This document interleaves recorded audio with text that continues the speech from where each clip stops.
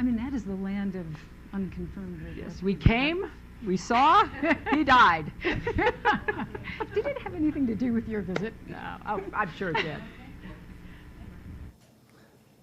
Hello, everyone, and thank you for tuning in to the Liberty Report. With me today is Daniel McAdams, our co-host. Daniel, good to see you. Help me today because I'm trying to stop a war. Good to see you. There's another war going on, believe it or not, still going on. Yeah, still going on. Yeah. 9 years later. Right. Hillary's so war. we do want to talk about Libya. We haven't talked about Libya a lot. That doesn't mean that it's totally stagnant down there. There's actually a little peace conference in January trying to bring several factions together. And some big shots were there, Erdogan and Putin and Macron and Sisi, but the United States wasn't there. No, And they met in Berlin, and they're trying to bring some sense to the consequence of Hillary's war. You know, I think that might be one of the most atrocious examples of American diplomacy, the ignorance of what they were doing there and the way she reacted. I think the only thing that could top that was Albright's reaction to, 500,000 kids died from our bombing. Oh, well, that's what's necessary. That's what's necessary. Yeah. So I would say diplomatic language doesn't exist very well, mainly because diplomatic policy doesn't exist. But this is ongoing. We're still involved a lot, but we have to just go over a little bit about when this started. It was started under, the peace candidate, the peace president, Obama, 2011. And, of course, he had Hillary to pump it up, and that statement she made there set the tone for that. But that's a long time ago, and the chaos has been going on. But just reviewing in a very brief way of what was going on before 2011, Gaddafi was getting to be independent. He was sick and tired of taking orders from us. And he wanted to be part of the community. He actually softened his stand on getting nuclear weapons. Yeah. And it's a rich country. They have a lot of oil. But the Chinese came in and made some investments. But Gaddafi was talking about, drifting toward working with the Europeans, using the euro, to sell oil and challenge the dollar.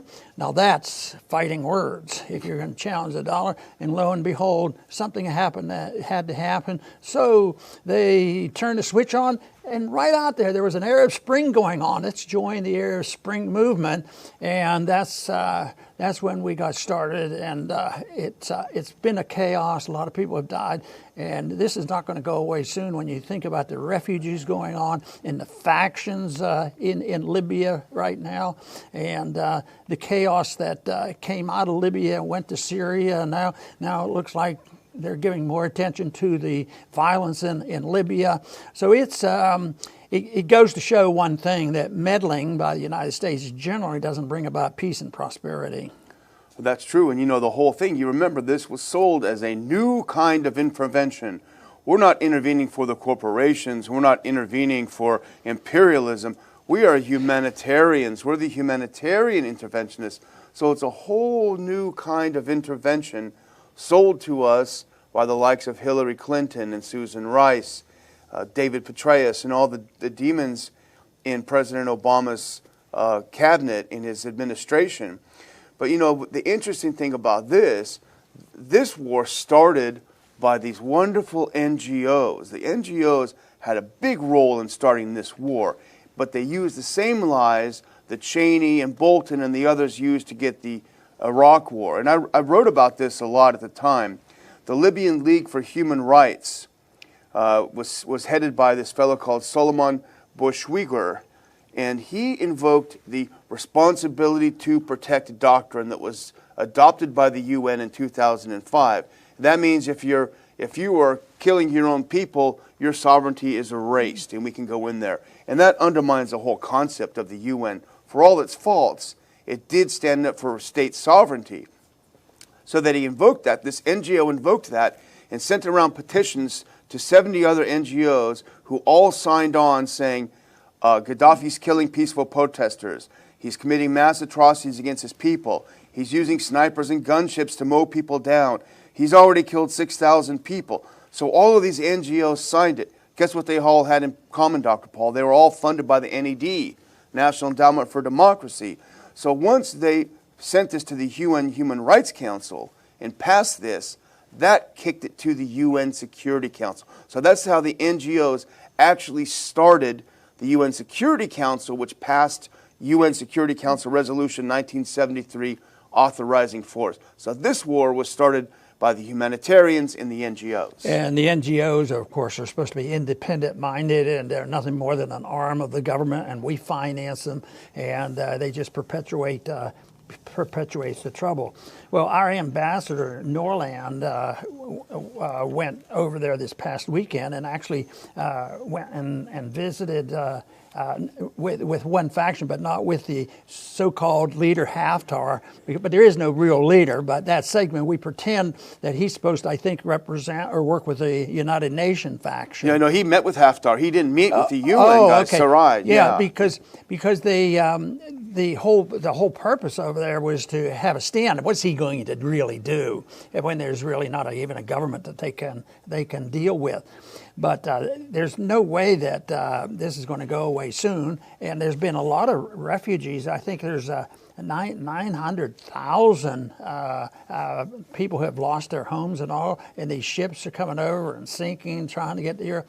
So, immigration is a natural problem because there's always going to be poor and rich, and people will want to go out. But nothing like what we've been seeing, in the last decade or two. And even though most people in this country see refugees coming from Central America and all, but the whole movement in Europe especially is a reflection of our foreign policy, of us going in there, whether it was Iraq or Syria or anyway, and that's still ongoing, even though once there's a little calming effect, and you've made this point before, a little calming effect, it's amazing how a city will come back to life again, and that's happened in some of the areas of Syria, Aleppo, they can recover rather quickly. They can.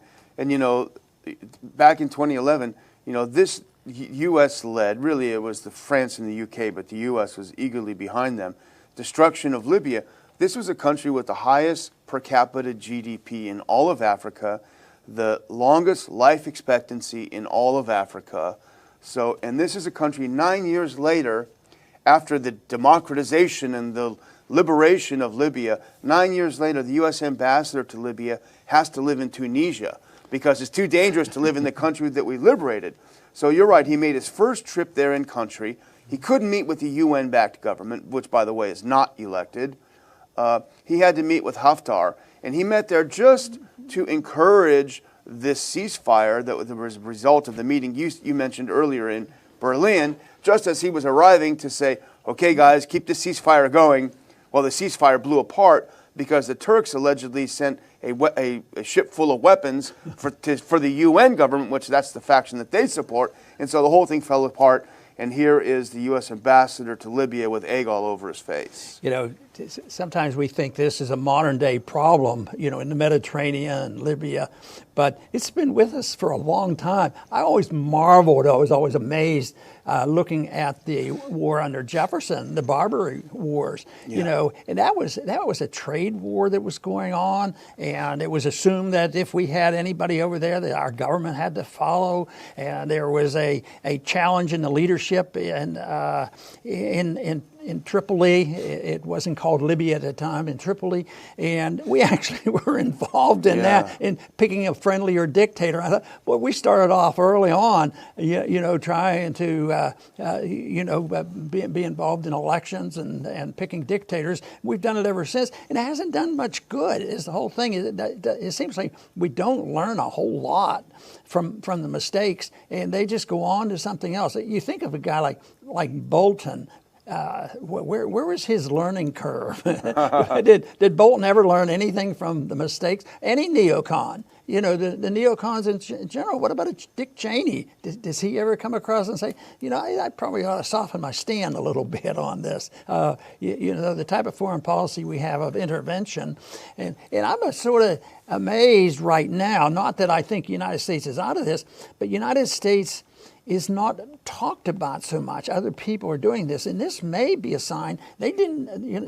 We didn't attend that January peace meeting. No, we weren't invited. No, we weren't invited, and I keep thinking, because my thesis is generally that the end is coming for the empire, which sometimes takes a lot of years to really end. But I think our empire is weakening, and this whole thing, this is pretty crucial. You just mentioned how important that area is, how wealthy the state, that country is, and yet, boy, it looks like we're losing out. But I'm sure we have our agents around and our special forces, and we still have a lot of weaponry around. But I think the fact that we weren't invited to this peace conference, they might be saying, they started this. Yeah. Why do we want them to come to our peace conference?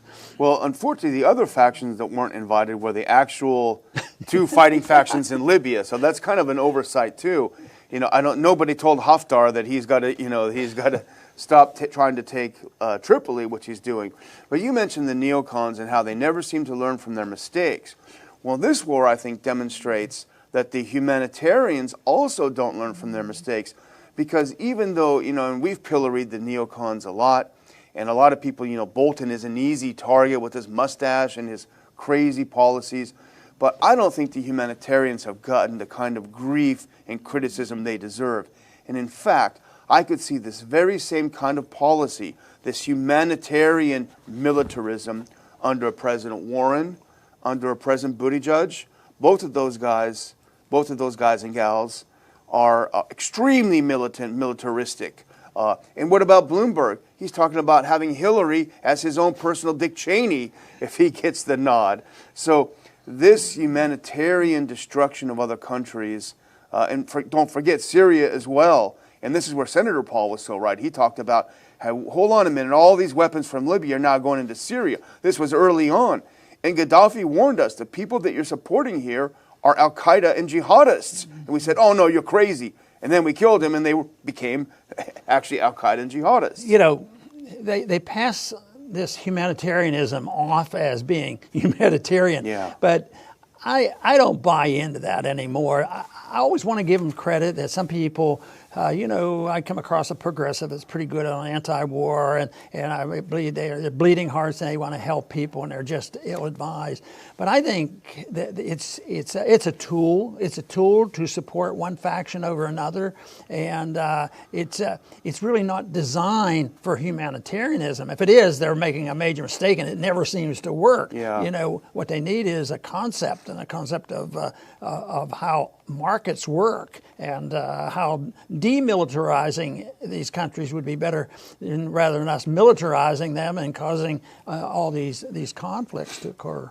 And remember that great humanitarian Albright, who you mentioned earlier on, she was just helping people. Well, she made a couple of bucks in the Balkans after she helped blow them up too. She was doing some business over there. But I started talking about the beginning of this by this NGO starting it.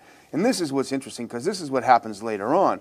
And he later admitted, the head of this Libyan NGO, he later admitted on film that all the numbers he put in his petition were all made up, and all the atrocity stories were fed to him by the rebels. Never checked it, just passed it on. So it was all lies. He was rewarded for his lies. When the first government that took over after Gaddafi was killed, he was sent to Switzerland as an ambassador. I'm sure that was kind of a nice gig for him for basing the whole thing on lies. So this is how it always happens. It sounds a little bit like the Afghan papers. Yeah. It sounds like what they do all the time. And I make the statement, it's not an absolute, but I make it almost absolute, and I tell people that they shouldn't believe what the government tells them. Just start with the assumption that it isn't right, it isn't true, and that they're lying to us. And then they have to prove they're telling the truth, or maybe you'll come around to believing it. Maybe we will have a few, because there's little bits and pieces of truth that comes out. But you can understand, we spend a lot of time on this, Daniel, trying to get the information, and we do our best to look for it so that we can be very objective.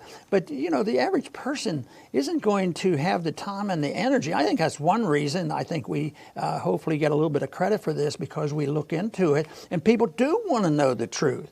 And even if our numbers never, become horrendously gigantic. I think that the quality is something that's very important. That really is important to me, is that the quality of what we do and what you do is something that is promoting the truth and trying to sort things out. But I don't think you can trust the politicians or the people who run the country. I don't think you can trust the media, and you can't trust what the kids and the young people learn in the universities, because that is atrocious. Now, can you trust social media? Social media was supposed to be totally independent, and now the more and more we look at it, it's a propaganda tool for certain factions in the government. There's some still good sources. You can get information. I'm hoping, keep my fingers crossed, that they'll never be able to destroy the distribution of information on the internet, and it will be a place. But everybody is going to have to be very challenged and careful in deciding which group they're going to believe in. But I'd start off with not being very trustworthy of our security forces, the FBI and the CIA, and our military operations and the media. This is, I imagine it's been that way for a long time to some degree, but right now I think it's endemic, and I think our side's being outnumbered, but I still think that it's worth the effort to try to dig up the truth and present it. Yeah, and the social media thing is worrisome. And our good friend Jonathan Turley, who's a great civil libertarian, he had a piece that we put up, I think, yesterday on the Ron Paul Institute website, where he's talking about the head of Facebook is getting in touch with governments saying, please give us some guidelines as to what speech we should permit. So that's a real danger, and we talked about that a lot. And you mentioned what we're trying to do, and I would say what we try to do is provide analysis with guiding principles. We look at Libya. Our guiding principles are a pro-U.S. foreign policy of non-intervention, peace and prosperity. So that's what I like to think of. But it's certainly a warning to people who believe this as humanitarian. I would also say it's a warning to our libertarian friends as well, because there always is that impulse to want to do something, whether you like it or not, for your own good. And I'm sure a lot of these people, a lot of these libertarians have best wishes at heart. We want to have free societies overseas. We want capitalism. The problem is when you start doing things for people's own good, whether they like it or not, no matter what your intentions are, you end up with trouble and difficulty. So I would just close, Dr. Paul, if we're ready, by I haven't talked about this for a few days because we're trying to tie a few loose ends together. All I've said so far is to save the date, May 23rd, for our conference in Houston. It'll be held at the Galleria Area Hilton in Houston. It's a nice hotel. It's not the same one as last time. It's a nice hotel.